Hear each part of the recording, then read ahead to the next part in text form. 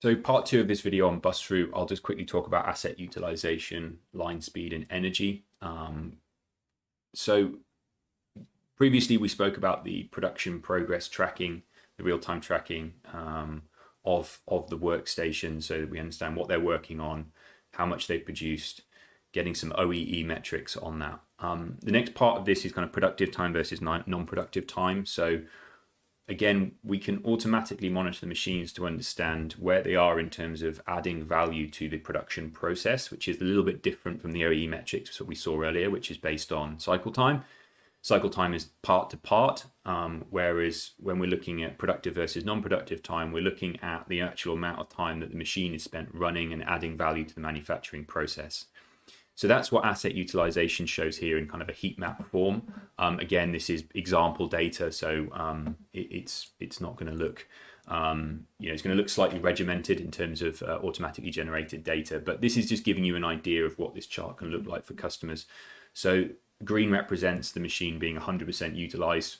Rarely for our customers do they see a green wall like this. There's always some stops and starts throughout the day that they can see, so we can use this to work out are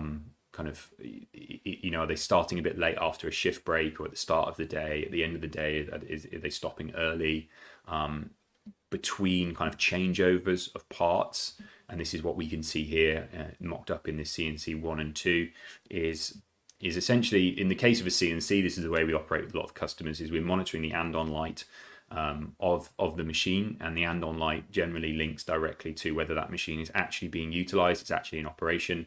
When the machine is being loaded or unloaded, the and-on light is not green, it's red.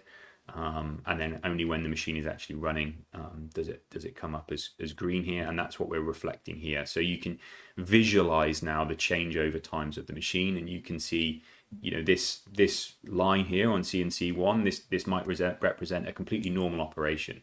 The CNC machine is running, then it stops, then there is some kind of unloading and loading process, then the machine runs again.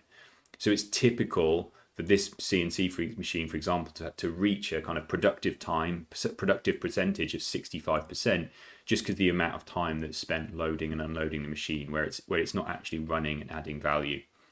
So I hope you can see the different ways that this can be used to analyze the actual manufacturing process, and maybe look to optimize some of those things, and understand the actual utilization that's being done on a lot of these assets.